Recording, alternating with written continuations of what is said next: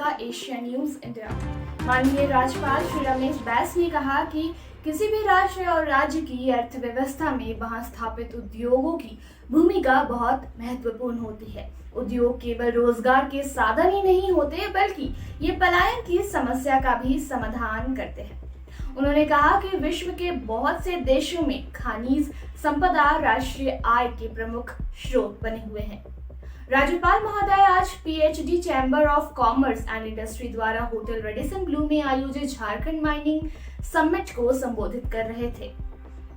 उक्त अवसर पर श्री अबूबकर सिद्दीकी सचिव खान एवं भूतत्व विभाग डॉक्टर संजय श्रीवास्तव, प्रधान मुख्य वन संरक्षक Shri PM Prasad, CADCCL Shri Salil Kumar, CMD MECON limited Shri BK Jha, अध्यक्ष माइंस हिंडोल्को लिमिटेड श्री मंतोष सिंह, वरीय स्थानीय निदेशक PhD chamber of commerce and industry समेत विभिन्न औद्योगिक प्रतिष्ठानों के प्रतिनिधिगण मौजूद थे।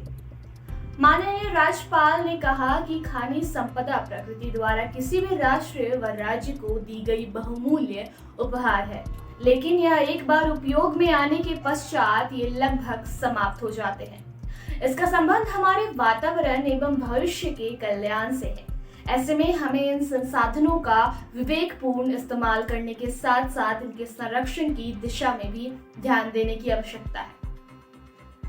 राष्ट्रपति महात्मा गांधी ने कहा था कि प्रकृति में इतने संसाधन अवश्य उपलब्ध हैं कि वह हमारी आवश्यकताओं को पूरा कर सके, परंतु इतने भी नहीं कि वह हमारे लालच को पूरा कर सके। मनुष्य के लालच व अंधाधुंध प्रकृति से हस्तक्षेप के कारण ही आज हमें अनेक प्रकार की पर्यावरण से संबंधित समस्याओं का सामना करना पड़ रहा है। झारखंड के लोग जलवायु परिवर्तन को महसूस कर रहे होंगे। रांची, जिसे कभी ग्रीष्मकालीन राजधानी कहा जाता था, यहाँ AC पंखे की आवश्यकता नहीं होती थी। वहां भीषण गर्मी देखने को मिल रही है। बारिश के पूर्व गर्मी से लोग परेशान थे, जंगल की हरियाली पर प्रभाव पड़ा। राज्यपाल महोदय ने कहा कि प्रकृति ने झारखंड राज्य को खनिज की दृष्टि से अत्यंत समृद्धशाली बनाया है। यहाँ खनिज संपदाओं के विपुल भंडार है। खनिज संसाधनों की प्रचुरता के कारण झारखंड राज्य की भूमि को रत्नगर्भा कहा जाता है। राज्य में कोयला, अभ्रक, लौह, अयस्क, तांबा, क्रोमाइट, यूरेनियम, बॉक्साइट, मैग्नीज, चूना पत्थर के समृद्ध भंडार।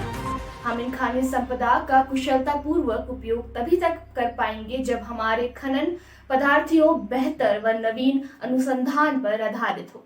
उन्होंने कहा कि खनन के क्षेत्र में इनोवेशन को बढ़ावा देने की जरूरत है। राज्य में खनिज के विभिन्न भंडार ऐसे भी होंगे जिनका पता नहीं है। इस प्रकार के भंडारों का पता लगाने के लिए सर्वेक्षण होना चाहिए। इसके साथ साथ हमें पर्यावरण के प्रति भी बहुत ही संवेदनशील होने की जरूरत है। उन्होंने कहा कि हाल ही में वे पूर्वी सिंहभूम स्थित uranium corporation of India limited का अवलोकन करने गए। वहां वे माइंस के अंदर भी गए और वहां की गतिविधियों को निकट से देखा था तथा समझा भी था।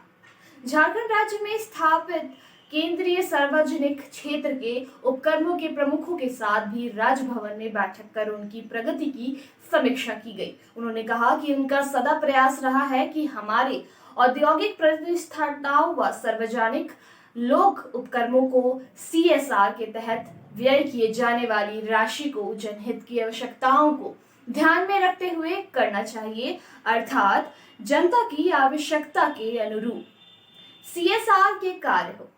उन्हें शिक्षा, स्वास्थ्य आदि विभिन्न सामाजिक कार्यों के क्षेत्र में भी और तेजी से कार्य कर राष्ट्रपति और राज्य हित में अपना सक्रिय योगदान देना चाहिए। राज्यपाल महोदया ने कहा कि श्रद्धाएं अटल जी की सरकार में उन्हें खान, वन एवं पर्यावरण मंत्री के रूप में भी कार्य करने का मौका मिला।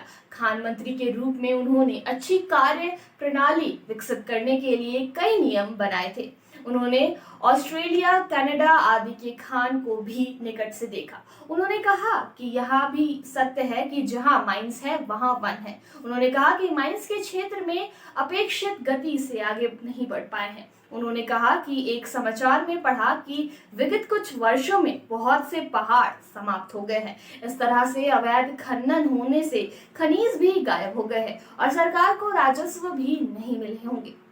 उन्होंने कहा कि निवेश के लिए अच्छा वातावरण आवश्यक है। वे राज्य में विधि व्यवस्था को प्रभावी बनाने के लिए प्रयासरत हैं। आशा है कि राज्य में अधिक से अधिक निवेशक आएंगे। धन्यवाद। इस रिपोर्ट में बस इतना ही। बने रहिए एशिया न्यूज इंडिया के साथ।